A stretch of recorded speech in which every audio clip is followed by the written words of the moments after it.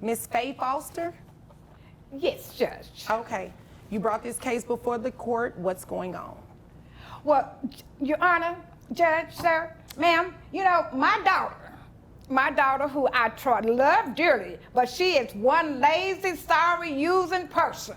What is You know she what I'm doing? saying? So, I let her move into my house 3 years ago, and she got 2 twin boys.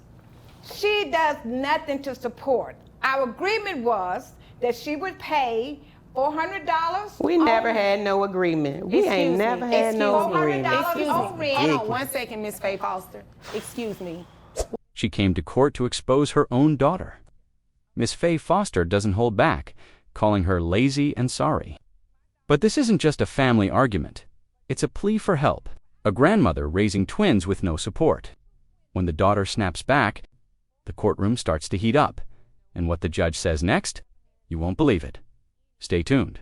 The truth is just beginning to unravel. We will not have any outbursts like that. We just gonna sit here and let her say whatever she wants to say? I'm just going to sit here and let her say what she wants to while I'm speaking to her. And when it's your turn, I will allow you the opportunity to do the same thing. There will be no more outbursts. Yes, We're clear? Yes, ma'am. Okay, thank you.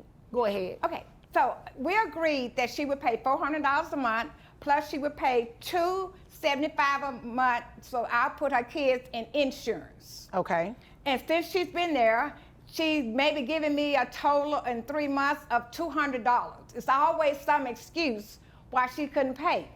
And I told her, I'm on a fixed income. The judge lays down the law. No more outbursts. Emotions are high, but the courtroom must stay in order. Miss Foster breaks down the real issue. Her daughter promised to pay for her kids, but barely delivered. Only $200 in months. Excuses, excuses, and Miss Foster is living on a fixed income. This isn't just about money, it's about respect, and the cracks in this family are growing deeper. You're not ready for what's next. You know, and I'm doing all this for you and the kids. I'm buying the food, paying the electricity. You know, I'm the one get up and take them to school in the morning while she sleep. You know, and she has a job. Plus, she does braiding people's hair on the weekend. Where does she work? What does she do? She works at a telecommunication company. Okay. And I think she said she's a customer service somebody thing, but she braids hair on the side. Ma'am. You say she braids hair on the side? Yes, she does. In my back room. All right. And her clients come in, she give her clients snacks and stuff I done bought for the kids, and just like she done bought something. She's not just a grandmother, she's the cook, the chauffeur, the caretaker. While her daughter sleeps in, Miss Foster gets the twins to school. And what's worse, her daughter has a job, braids hair on weekends, and uses grandma's home for business. Snacks bought for the kids go to her clients. How does that feel? Heartbreaking. But the real shock is how much she's making from braiding. Don't miss what she reveals next. So I told her, you're going to have to start doing better. All right. And she told me. Wait a minute, Miss Faye Foster, let me stop you really quickly. Okay. You said she braids hair in the home. Do you know how much money she makes roughly on average a month? Well, I know she charges about $300 to $400 depending on the length of your hair. Mm-hmm. And she normally on the weekend do at least 3 to 4 heads. Okay. So I would say on an average, if we just do the lower end of it, she probably works about $1,200 on a Saturday. And sometimes she does it on Sunday, but most of the time it's on Saturday, all day Saturday. So about $1,200 every week. Right. Uh-huh. Okay. Keep going. Continue. Yes, ma'am. The judge asked the question we all wanted to know. How much money is she really making? The answer is $1,200 a weekend. That's not struggling, that's stacking cash. And yet, not a dime to help the woman housing her and raising her children. The numbers don't lie, but when you hear what Miss Foster says next, it will hit you right in the gut. This isn't just unfair, it's exploitation, and it's far from over. Continue. Okay, so I told her, I said, well, you can give me some of that, you know, to help out. And on you living here and me taking care of the kids, and I'm using the gas to go take them to their soccer practice and to their football practice. And she tells me, you their grandmother, you supposed to do that. Oh. And I told her, I ain't supposed to do a darn thing. I ain't had no twins. Okay. You know, but I love my grandkids, so I hate for them to be without just because their mama is trifling. Okay. All right. So We're going to not name call either, okay? I understand I understand your emotions are. Miss Foster finally said what we were all thinking. She didn't have these twins, but she loves them like her own. She drives them to every practice, feeds them, clothes them. And her daughter says that's just grandma duties. Excuse me, grandma duties don't include raising someone else's kids while they do nothing. This moment cuts deep. But what the judge says next shifts the energy in the room. You'll want to see this. Hi, it's not a problem. I understand. I'm sorry, Your Honor. I understand exactly how you feel. I know what you're saying. It's plenty of grandmothers coming to this court feel exactly the same way that you do. I just ask that, you just be respectful to one another. Yes, ma'am. Okay.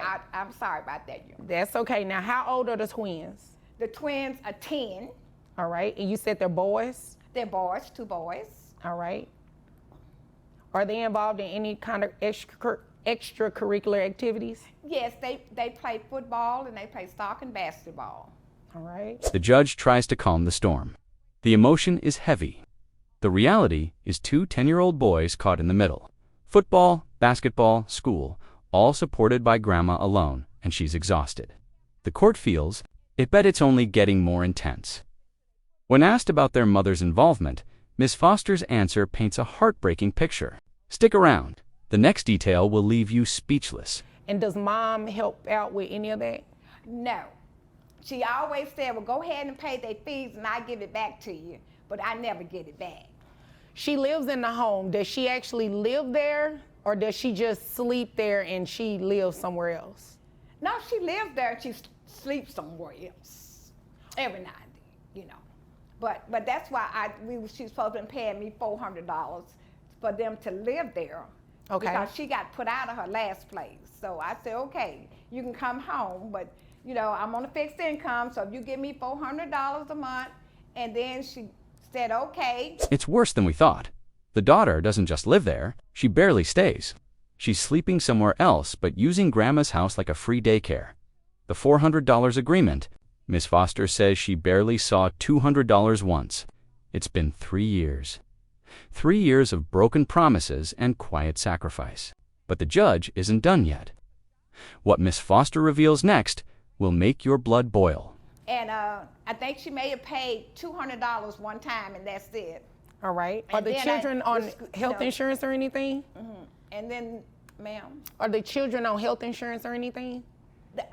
The children, I put them in insurance because I asked her, do you have insurance on these kids? And she said, I can't afford it. So I said, well, they need insurance. They playing sports and stuff, and they get sick, and we don't have out of public. So I got insurance, and she agreed that she would pay me back each month what I had to pay for insurance. How much do you pay for the children only? The children only is $275. $275. Health insurance? That was the final straw. Miss Foster asked her daughter if the twins were covered. The answer was no, so she paid for it herself. $275 a month? No help, no payback, just another promise broken. She did what needed to be done for their safety, their future, but she's tired. This is not just a legal case, this is emotional labor. And the next part uncovers the darkest truth yet. All right, is there anything else you want me to know before I move over to her? I know you, and I just need her to do the right thing. I just need her to do the right thing and hope you can make her do the right thing. Okay. Well, I don't know if I can make her. I can only do what the law allows, right? Yes, ma'am. Well, let me ask you a question about the living arrangements. Yes. You said this was supposed to be temporary? It was supposed to be temporary until she found her a place to stay that they can afford. But it's been 3 years, and I don't think she's looking for any place to stay, Your Honor. All right. I don't think she has looked at all. It was supposed to be a few weeks, a place to land after a divorce. But 3 years later, Grandma's still covering rent, food, gas, insurance, and more. And the daughter has shown no signs of moving out, not even trying. What started as family support became a one-sided sacrifice. And now, Miss Foster is begging the court for help.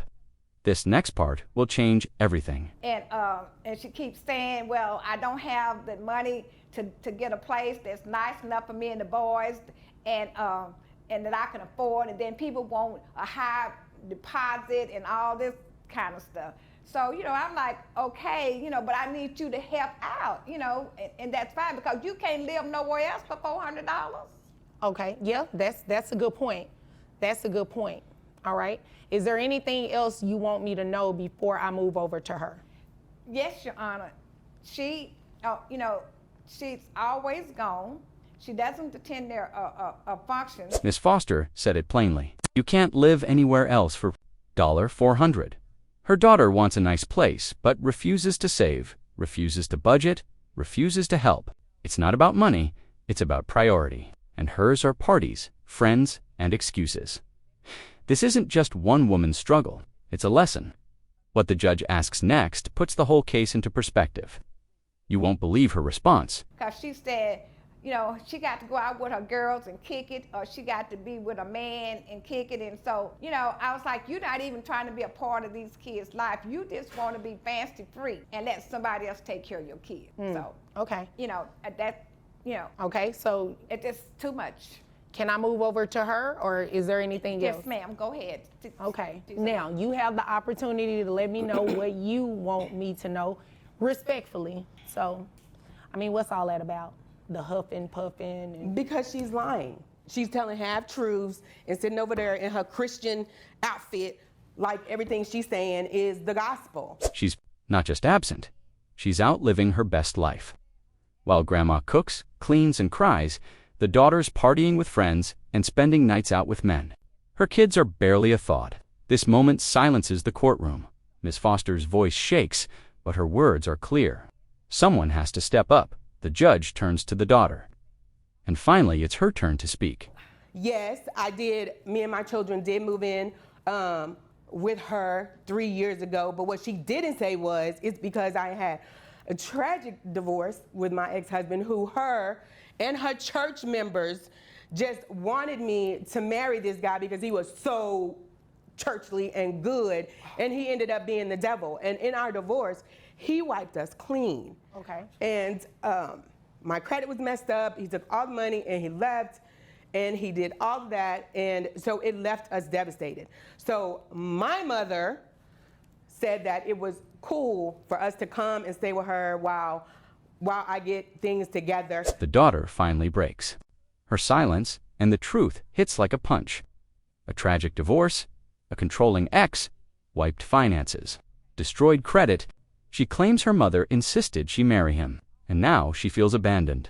But is it the whole truth, or just another excuse? The courtroom is tense. This story isn't finished. So stay tuned for the next part.